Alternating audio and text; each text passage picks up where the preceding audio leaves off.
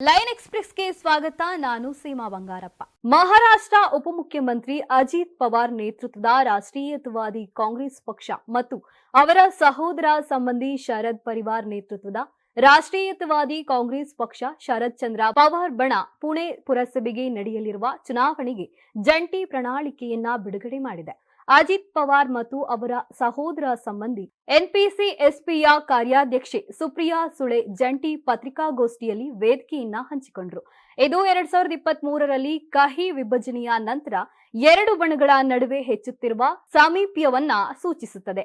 ಆಡಳಿತಾರೂಢ ಮಹಾಯುತಿಯ ಸದಸ್ಯರಾಗಿಯೂ ಎನ್ಸಿಪಿ ಮತ್ತು ವಿರೋಧ ಪಕ್ಷ ಮಹಾ ವಿಕಾಸ್ ಅಘಾಡಿಯ ಒಂದು ಘಟಕವಾದ ಎನ್ಸಿಪಿ-ಎಸ್ಪಿ ಜನವರಿ 15ರಂದು ಪುಣೆ ಮತ್ತು ಪಿಂಪ್ರಿ ಚಿಂಚವಾಡ್ ನಾಗರಿಕ ಸಂಸ್ಥೆಗಳಿಗೆ ನಡೆಯುವ ಚುನಾವಣೆಗೆ ಕೈಜೋಡಿಸಿರುವುದು ವಿಶೇಷವಾಗಿದೆ. ಕೇರಳದ ಕನ್ನಡ ಮಾಧ್ಯಮ ಶಾಲೆಗಳಲ್ಲಿ ಮಲಯಾಳಂ ಕಲಿಕೆ ಕಡ್ಡಾಯ ಸಂಬಂಧಿಸಿದಂತೆ ಕೇರಳ ಸರ್ಕಾರ ಮಲಯಾಳ ಭಾಷೆ ಮಸೂದೆ 2025ಕ್ಕೆ ಅನುಮೋದನೆ ನೀಡಿದೆ. ಈ ಬಗ್ಗೆ ಕರ್ನಾಟಕದ ಮುಖ್ಯಮಂತ್ರಿ ಪತ್ರ ಬರೆದಿದ್ರು.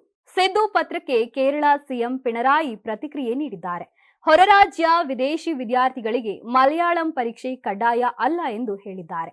9 ಮತ್ತು 10ನೇ ತರಗತಿ ಪಿಯುಸಿಗೆ ಮಲಯಾಳಂ ಪರೀಕ್ಷೆ ಕಡ್ಡಾಯಗೊಳಿಸಿಲ್ಲ ಎಂದು ತಮ್ಮ ಎಕ್ಸ್ ಖಾತೆಯಲ್ಲಿ ಬರೆದುಕೊಂಡಿದ್ದಾರೆ.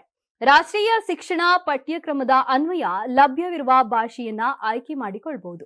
ಭಾರತೀಯ ಸಂವಿಧಾನದ 346 ಮತ್ತು 347ನೇ ವಿಧಿಗಳು ಹಾಗೂ 1963ರ ಅಧಿಕೃತ ಭಾಷಾ ಕಾಯ್ದೆಗೆ ಈ ಭಾಷೆ ನೀತಿ ಅನುಗುಣವಾಗಿದೆ.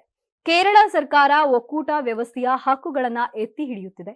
ಪ್ರತಿಯೊಬ್ಬ ನಾಗರಿಕನ ಭಾಷಾ ಗುರುತನ್ನ ರಕ್ಷಿಸಲು ಸರ್ಕಾರ ಬದ್ಧ ಎಂದು ಹೇಳಿದ್ದಾರೆ. ಹಿಜಾಬ್ ಧರಿಸಿದ ಮಹಿಳೆ ಭಾರತದ ಪ್ರಧಾನಿಯಾಗುತ್ತಾರಾ ಎಂಬ ಹೈದರಾಬಾದ್ ಸಂಸದ ಅಸಾಮುದ್ದೀನ್ ಓವೈಸಿ ಅವರ ಹೇಳಿಕೆಗೆ ಸಂಬಂಧಿಸಿದಂತೆ ಬಿಜೆಪಿ ಮತ್ತು ಎಐಎಂಐಎಂ ನಡುವೆ ಮಾತಿನ ಚಕಮಕಿ ನಡೆದಿದೆ. ಇದಕ್ಕೆ ತೀಕ್ಷ್ಣವಾದ ಪ್ರತಿಕ್ರಿಯೆ ನೀಡಿರುವ ಬಿಜೆಪಿ ಹಿಜಾಬ್ ಧರಿಸಿರುವ ಪ್ರಧಾನಿಯನ್ನ ಹೊಂದಲು ಇಚ್ಛಿಸುವವರು ಪಾಕಿಸ್ತಾನಕ್ಕೆ ಹೋಗಬೇಕು ಎಂದು ಸೂಚಿಸಿದೆ.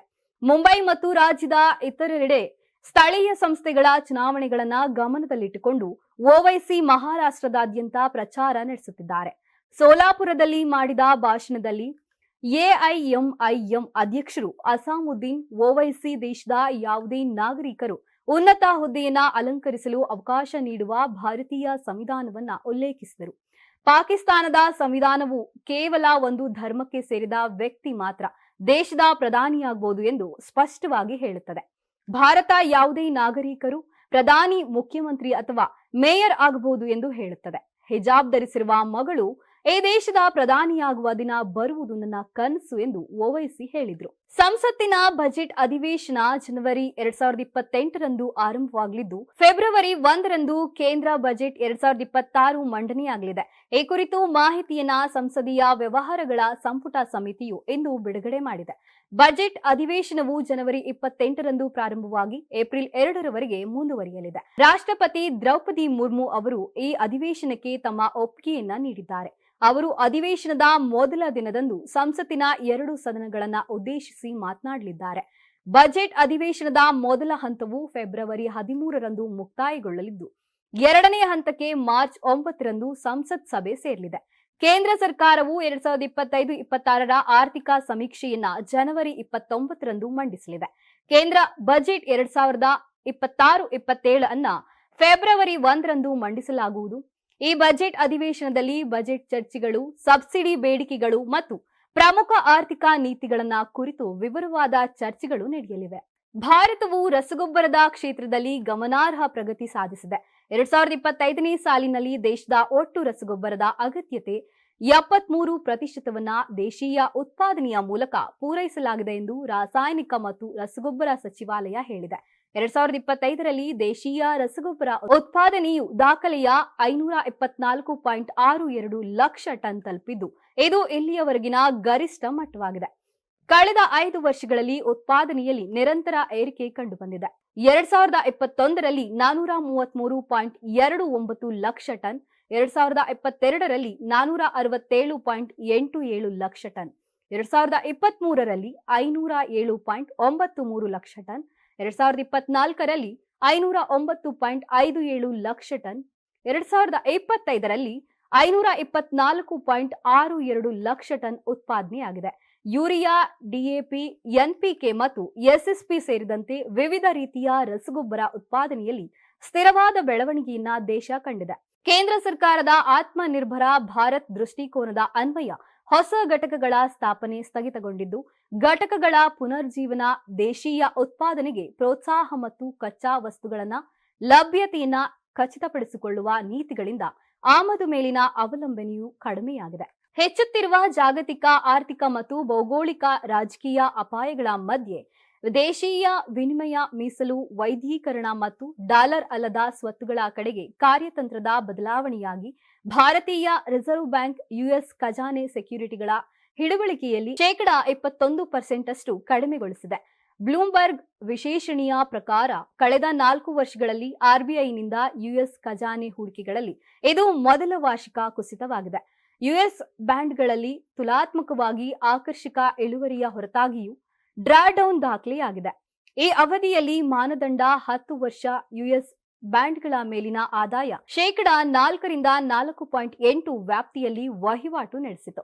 ಈ ಕಡಿತ ಆದಾಯ ಪರಿಗಣನೆಗಳಿಂದಲ್ಲ, ಆದರೆ ಅಕ್ಟೋಬರ್ನಲ್ಲಿ ಸುಮಾರು $700 ಬಿಲಿಯನ್ ನಷ್ಟಿದ್ದ ಮೀಸಲು ಹಂಚಿಕೆಯ ಮರುಮೌಲ್ಯಮಾಪನದಿಂದ ನಡೆಸಲ್ಪಟ್ಟಿದೆ ಎಂದು ತಜ್ಞರು ಹೇಳುತ್ತಾರೆ. ಪ್ರಾಜೆಕ್ಟ್ 75I ಅಡಿಯಲ್ಲಿ 6 ಸುಧಾರಿತ ಜಲಾಂತರ್ಗಾಮಿ ನೌಕೆಗಳನ್ನು ನಿರ್ಮಿಸಲು ಭಾರತವು ಜರ್ಮನಿಯೊಂದಿಗೆ $8 ಬಿಲಿಯನ್ ನಷ್ಟು ಒಪ್ಪಂದವನ್ನ ಸಮೀಪಿಸುತ್ತಿದೆ.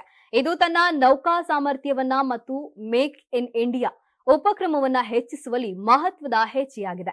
ಭಾರತದ ನೌಕಾ ಸಾಮರ್ಥ್ಯ ಮತ್ತು ಅದರ ಮೇಕ್ ಇನ್ ಇಂಡಿಯಾ ಉಪಕ್ರಮಕ್ಕೆ ಗಮನಾರ್ಹ ಉತ್ತೇಜನ ನೀಡುವ ನಿಟ್ಟಿನಲ್ಲಿ ನವದೆಹಲಿಯಲ್ಲಿ 6 ಸುಧಾರಿತ ಸಾಂಪ್ರದಾಯಿಕ ಜಲಾಂತರ್ಗಾಮಿ ನೌಕೆಗಳ ನಿರ್ಮಾಣಕ್ಕಾಗಿ ಜರ್ಮನಿಯೊಂದಿಗೆ ಸುಮಾರು $8 ಬಿಲಿಯನ್ ನಷ್ಟು ಒಪ್ಪಂದವನ್ನ ಅಂತಿಮಗೊಳಿಸುವತ್ತ ಸಾಗುತ್ತಿದೆ. ಬಹುನಿರೀಕ್ಷಿತ ಪ್ರಾಜೆಕ್ಟ್ 75I ಅಡಿಯಲ್ಲಿನ ಈ ಒಪ್ಪಂದವು ಇತಿಹಾಸದಲ್ಲಿ ದೇಶದ ಅತಿದೊಡ್ಡ ಏಕರಕ್ಷಣಾ ಒಪ್ಪಂದಗಳಲ್ಲಿ ಒಂದಾಗಬಹುದು. ಇದು 2016ರ ರೆಫೇಲ್ ಫೈಟರ್ ಜೆಟ್ ಸ್ವಾಧೀನದಂತಹ ಸುಮಾರು $8.7 ಬಿಲಿಯನ್ನ ಮೌಲ್ಯದ ಒಪ್ಪಂದಗಳನ್ನು ಮೀರಿಸುತ್ತದೆ ಅಥವಾ ಹೊಂದಿಕೆಯಾಗುತ್ತದೆ ಎಂದು ಬ್ಲೂಮ್ಬರ್ಗ್ ವರದಿ ತಿಳಿಸಿದೆ. ಅಯೋಧ್ಯೆಯ ರಾಮಮಂದಿರ ಸಂಕೀರ್ಣದಲ್ಲಿ ನಮಾಜ್ ಮಾಡಲು ಯತ್ನಿಸಿದ ಕಾಶ್ಮೀರಿ ಮೂಲದ ವ್ಯಕ್ತಿಯೋರ್ವನನ್ನ ಭದ್ರತಾ ಪಡೆಗಳು ಬಂಧಿಸಿವೆ. ಕಾಶ್ಮೀರದ ಶೋಪಿಯಾನ್ ನಿವಾಸಿ ಅಹಮದ್ ಶೇಖ್ ಎಂಬಾತ ಕಾಶ್ಮೀರಿ ಉಡುಪನ್ನ ಧರಿಸಿ ರಾಮ ಮಂದಿರದ ಗೇಟ್ D1 ಮೂಲಕ ಪ್ರವೇಶಿಸಿದ.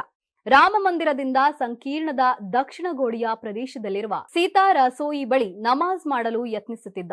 ಭದ್ರತಾ ಸಿಬ್ಬಂದಿ ಆತನನ್ನ ತಡೆದು ಎಳೆದುಕೊಂಡು ಹೋಗುತ್ತಿದ್ದಾಗ ಘೋಷಣೆಗಳನ್ನು ಕೂಗಲು ಪ್ರಾರಂಭಿಸಿದ್ದಾನೆ. ಘಟನೆ ವರದಿಯಾದ ತಕ್ಷಣ ಗುಪ್ತಚರ ಸಂಸ್ಥೆಗಳು, ಸ್ಥಳೀಯ ಪೊಲೀಸರು ಮತ್ತು ಹಿರಿಯ ಆಡಳಿತ ಅಧಿಕಾರಿಗಳು ವಿಚಾರಣೆ ಶುರು ಮಾಡಿದ್ದು ಅಹಂ ಶೇಖ್ನನ್ನ ಪ್ರಶ್ನಿಸುತ್ತಿದ್ದಾರೆ. ಆತನ ಉದ್ದೇಶ ಹಾಗೂ ಹಿನ್ನೆಲೆಯ ಬಗ್ಗೆ ಸಂಪೂರ್ಣ ತನಿಖೆ ನಡೆಯುತ್ತಿದೆ.